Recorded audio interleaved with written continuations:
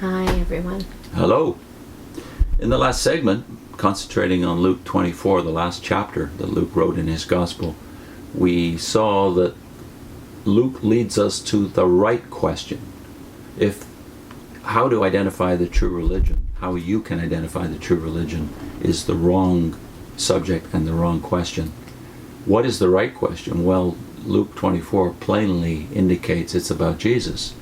Jesus says to the surprised disciples, not only must Messiah die, but he must die for the sins of the world as well as the Jewish nation, and that he must rise from the dead on the third day.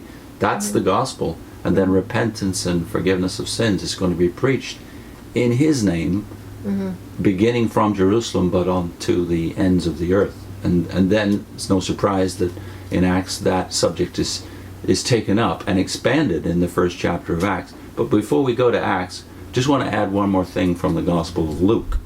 And that is a reference to Jesus' habit, because the big surprise for a lot of ex-witnesses is that the disciples were still being Jewish at the end of the Gospels. And they're still being Jewish at the beginning of the book of Acts. Yeah. When we think of a new religion has been founded called Christianity, but they still regard Jewish religion and their Old Testament as being True worship. True worship and true scripture. And that continues. The Bible of the early church, not just the Jewish disciples, but the Gentiles too. The Bible was the Jewish Bible. And the authority, that is the leaders of the church, were Jewish disciples, the apostles and a few other Jewish leaders. So the Jewishness of the New Testament doesn't seem to hit us for some reason. But that aspect of the Jewish worship continuing, even though they are now Christians, is kind of predicted for us by Jesus' own habit, which is also in the Gospel of Luke, the only time it's mentioned. So look in the New World Translation of Luke 4:16. And he came to Nazareth, where he had been reared, and according to his custom, on the Sabbath day, he entered into the synagogue, and he stood up to read. Messiah, a perfect man, attends synagogue. And it's his custom. Even when he's anointed as Messiah, he still does the Jewish thing. And he's asked, if you remember the account, to stand up and read from Scripture. That was also a Jewish thing. And even when he sits down afterwards, that's a Jewish way of doing a sermon. I think it's because when you're a witness, the only thing you ever hear is all of his conflicts, really, with Judaism, with religious leaders. So you kind of think that scraps all of it. But even to the scribes and Pharisees, the hypocrites, Matthew 23 is the chapter we remember best, right, as witnesses. Even to them, when he calls them hypocrites, he says to the disciples, everything they say, do and observe. But according to their deeds, don't do. So he's not saying, it's not a blanket condemnation of Judaism as it existed in his day, but just the hypocrisy that often led to, disobedience and unrighteousness. Yeah, he is the confirmation of what they've been waiting for, of what they've been learning all these years. So by the time you get to Acts chapter 1, and the things we saw in Luke 24 are expanded and more emphasis placed on one or two of the points that Christ had made in Luke 24. So why don't we read the first 8 verses of the Acts of the Apostles? Okay.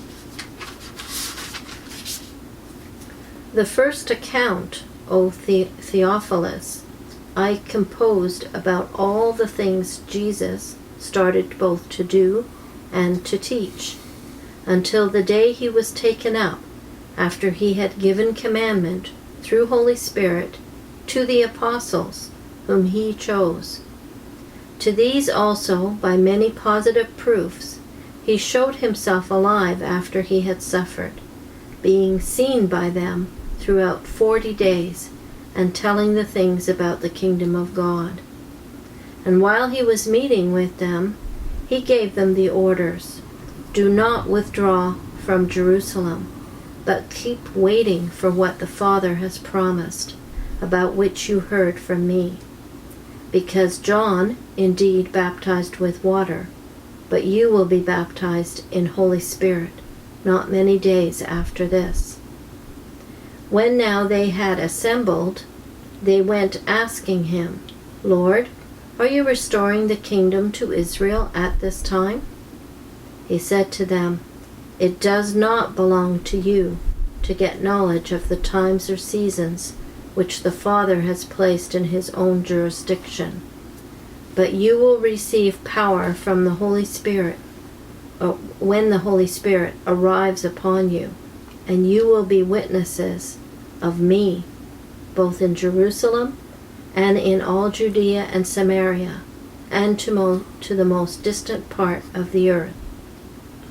Again, many things here that you don't pay attention to when you're a witness if you read this passage. One is, what was the former account? Well, the former account is the Gospel of Luke. When he's addressing this, we don't know who Theophilus is. We have to assume, based on the information within the Gospel and Acts, that he is a Roman official, somebody who's influenced by Christianity, but maybe not a baptized disciple yet. Anyway. Curious about it, yeah.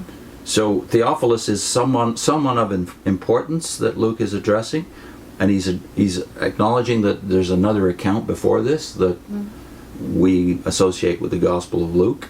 But notice the focus in verse 1 again. The former account, that is the Gospel of Luke, was of all that Jesus began both to do and teach. So the focus is on Jesus, point number 1. And then in verse 2, it's through the Holy Spirit that the new commandments to the apostles have been given. Within the next two verses, that is 2 and 3, you have the authority of the apostles, the unique authority of the apostles. Why are the apostles uniquely authorized? Because he's giving them the commandment, and he's choosing them. Jesus is. Commandments specifically to go and be witnesses of him.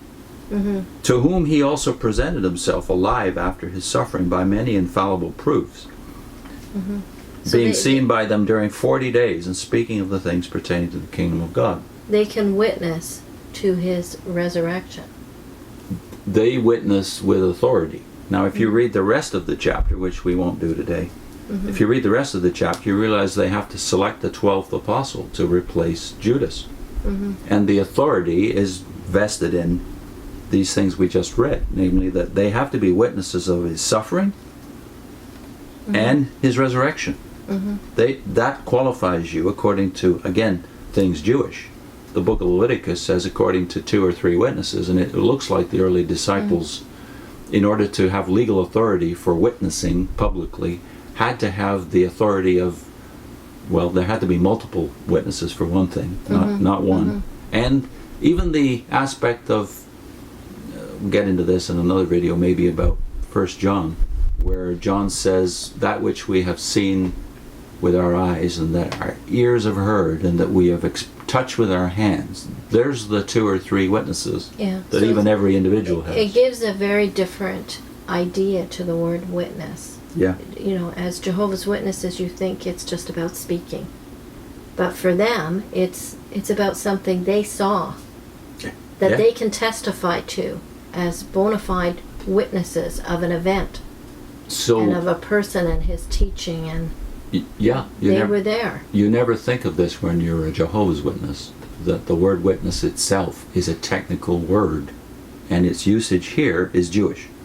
The way Jews saw legal authority was vested in your personal experience. And that's what they're supposed to testify about. It says, you will be witnesses of me in Jerusalem. Because they do kind of indicate they want to talk about something else. What do they want to talk about? Times and seasons. Yeah, verse 7. It's not for you to know times and seasons, Christ says. So obviously they're not going to, if they're not going to know it, they're not going to talk about it. Yeah. He doesn't explain it. He shuts it down right away. Nope, that's not what you're supposed to talk about. Even though in verse 3 it says, during the 40 days that he was with them, he explained things pertaining to the kingdom of God. Yeah. So then you might think that throughout the rest of the book, the kingdom of God would be the subject. But interestingly, it isn't. You're going to be witnesses of me. So what we now believe, contrary to what we believed as Jehovah's Witnesses, is that the kingdom of God is not just a subject. That is, the future kingdom of God is not the subject of the gospel. Although it is important, the hope is not the gospel. The hope is part of our Christian witness, but it's theology, and it is something Christians should know about. There's a lot about it, but it's not the good news. So was it that he was reinterpreting the kingdom of God for you, and that he was explaining that now the king was more important than the kingdom, and that's what they should talk about? Maybe that's the official explanation of why the word kingdom more or less disappears from the public messages in the next few chapters of Acts. Then there's the important part about who is the witness centered on in verse 8. This is much clearer even than Luke 24 was. You shall receive power when the Holy Spirit has come upon you, and you shall be witnesses to me. There's nothing here about Jehovah's name. So for them to take upon themselves the name Jehovah's Witnesses is a aberration and basically a going back to Old Testament. The only official witnesses that Jehovah has are Israel, but Christians are to be Jesus' witnesses. Is that not clear? And the witness that comes through Israel is the way God deals with Israel, and his promises and his covenant keeping with them. They end up being the reason you can trust this God, because he's faithful to whatever he says to them about them and about their future and about what will happen to them in between. Yeah. It's all from him. So that's how they end up being the means by which the rest of the world learns about Christ and what he did. Even about Christ. Yeah. It's worth saying in conclusion of this segment that we have made other videos, which we will link to, where we discuss the basis of authority of Luke, because even though he's the only Gentile writer in the Bible, so far as we know, he doesn't rest his authority upon oracles or revelation given to him personally. This is the difference between Luke and several other New writers and even Old Testament writers, and thus saith the Lord. Yeah. He finds the testimony of different ones and reports on those.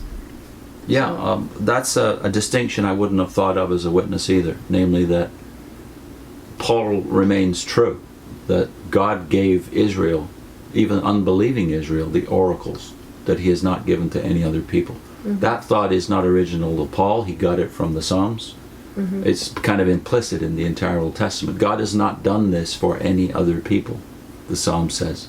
And Paul reiterates that when he asks himself the question, and his Romans readers, what advantage has the Jew? And he, instead of saying none now, because we're now Christians, much in every way, they were committed with the oracles of God. So we'll see as we go through Acts chapter 2 in the coming segment, that the Jewishness of the disciples does not evaporate when they become Christians, not even after the first generation. In the next segment.